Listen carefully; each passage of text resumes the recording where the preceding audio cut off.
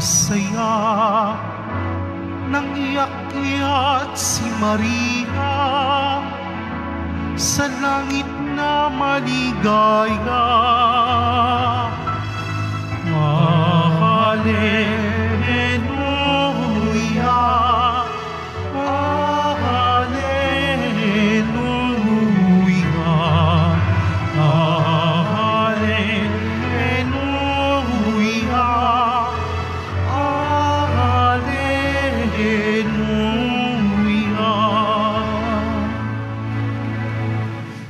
Sumainyo ang Panginoon.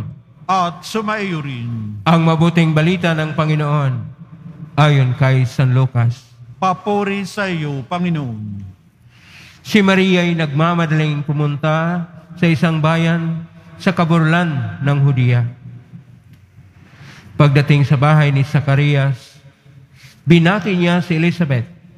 Nang marinig ni Elizabeth ang bati ni Maria, nagagalaw ang sanggol sa kanyang tiyan. Napuspos ng Espiritu Santo si Elizabeth at buong galak na sinabi, "Pinagpala ka sa mga babae at pinagpala rin ang dinadala mo sa iyong sinapupunan. Sino ako upang dalawin ng ina ng aking Panginoon? Sapagkat pagkarinig ko ng iyong bati, ay gagalaw sa tuwa ang sanggol sa aking tiyan. Mapalad ka sapagkat nanalig kang matutupad ang ipinasabi sa iyo ng Panginoon." At sinabi ni Maria, "Ang puso ko'y nagpupuri sa Panginoon at nagagalak ang aking espiritu dahil sa Diyos na aking tagapagligtas. Sapagkat nilingap niya ang kanyang abang alipin. At mula ngayon, ako'y tatawaging mapalad ng lahat ng salinlahi. Dahil sa mga dakilang bagay na ginawa sa akin ng makapangyarihan, banal ang kanyang pangalan. Kinahabagan niya ang mga may takot sa kanya sa lahat ng salit-saling lahi. Ipinakita niya ang lakas ng kanyang mga bisig. Pinangalat niya ang mga palalo ang isipan.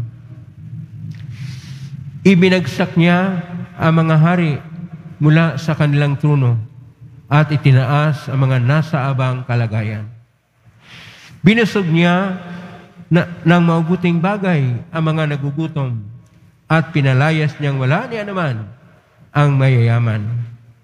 Tinulungan niya ang kanyang bayang Israel bilang pagtupad sa pangako niya sa ating mga magulang, kay Abraham at sa kanyang lahi magpakilanman.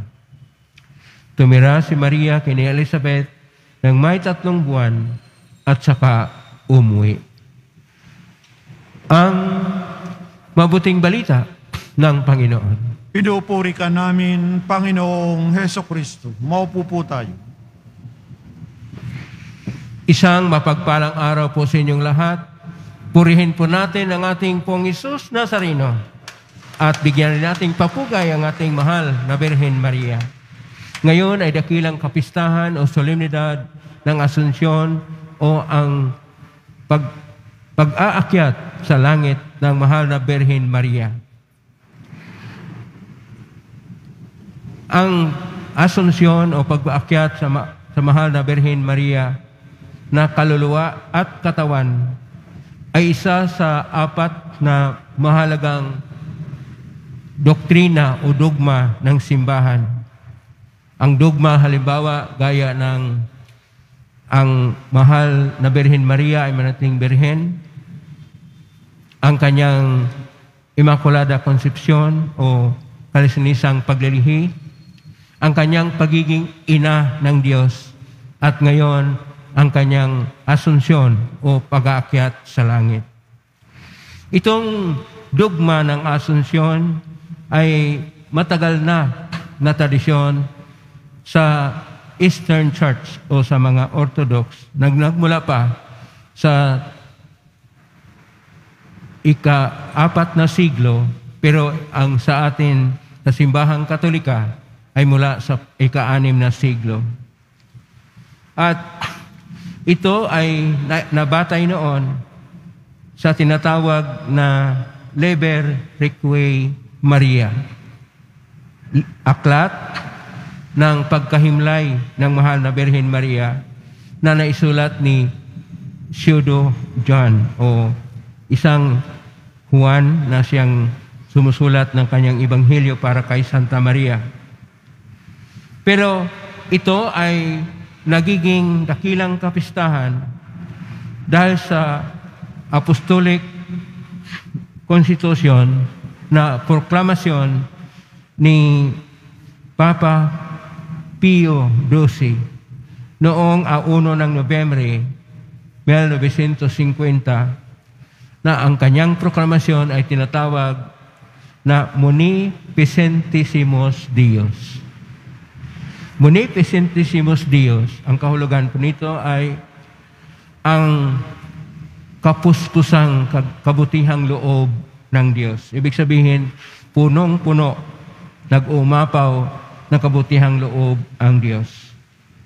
At dito na ideklara na dahil sa kabutihang loob ng Diyos, si Maria ay dinala sa langit, katawan at kaluluwa, hindi lang sa tinatawag na dormition na tradisyon ng mga lumang simbahan.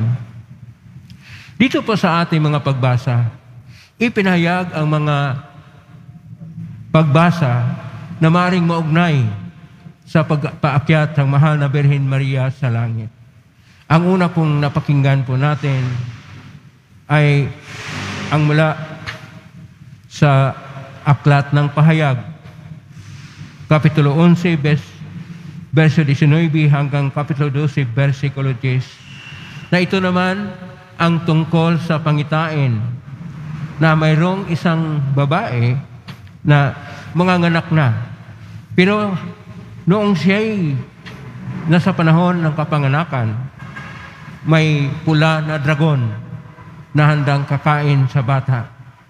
Ito ay isang simbolo ni Maria na kung saan siya'y manganak ng isang Mesiyas at dahil dito, siya ay magiging ina ng Diyos. At bilang ina ng Diyos, nasa Kanya ang pagiging reyna ng kalangitan.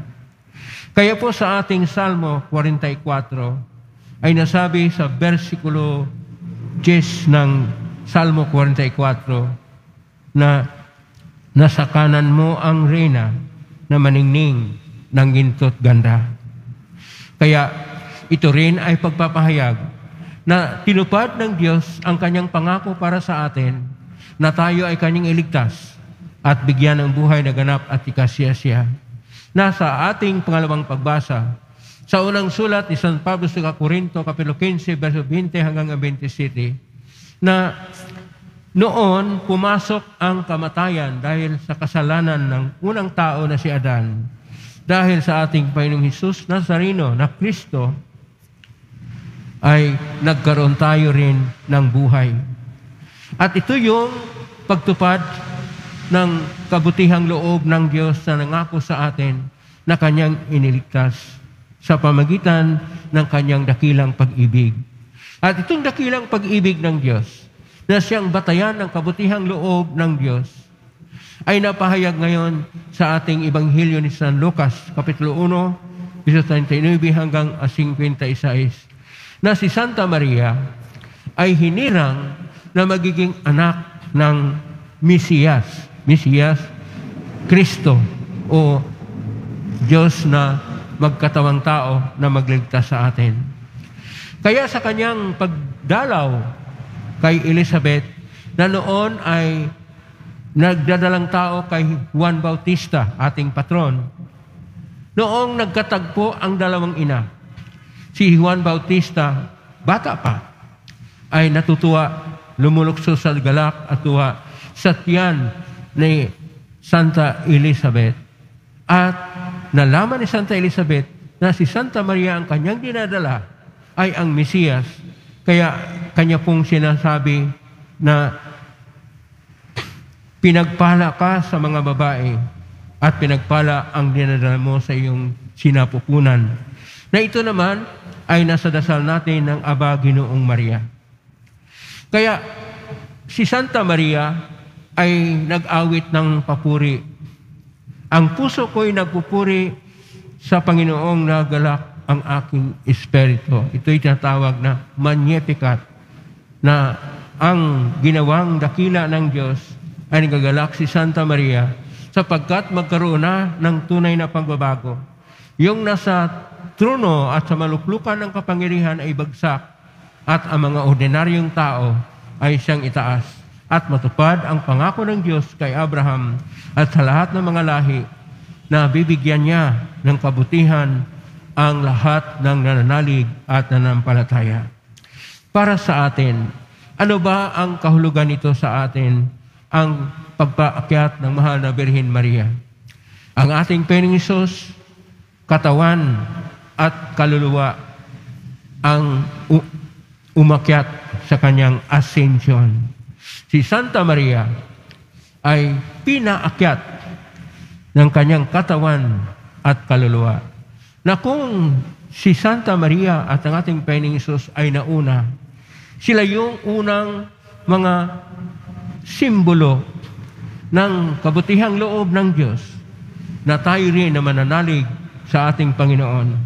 Na tayo rin na mamuhay ayon sa halimbawa na ipinahayag ni Santa Maria ay makatamo din ng bagong buhay, katawan at kaluluwa na bagong buhay, bagong pagkatao sa kalangitan dahil ang Diyos ay may dakila na pag-ibig sa atin. At sa kabutihang loob ng Diyos, tayo rin ay magkaroon ng buhay na walang hanggan. Salamat sa ating Panginoong Hesus Nazareno at salamat sa mahal na Birhen Maria na nagiging ina ng ating Panginoon. At ngayon sa kanyang pag-akyat sa kalangitan, siya na magiging reyna sa ating lahat, maging reyna sa lahat ng mga buhay at sa mga binuhay, maging reyna sa lahat ng mga nananalig sa Kanya, ay siyang tutulong sa atin upang tayo ay magkamit din ng kakaiba na buhay. Salamat sa ating Panginoong Diyos. Kakaiba na buhay, buhay na ganap at ikasya na pangako ng Diyos ay matutupad din dahil sa ating Panginoong Hesus at ng mahal na Birhen Maria. Kaya, isintro po natin ang ating mga puso sa ating Panginoon at tularan natin ang mahal na Birhen Maria, ina ng ating Panginoong Hesus Nazareno, ina ng Diyos at ina nating lahat. Amen? Purihin natin ang Diyos.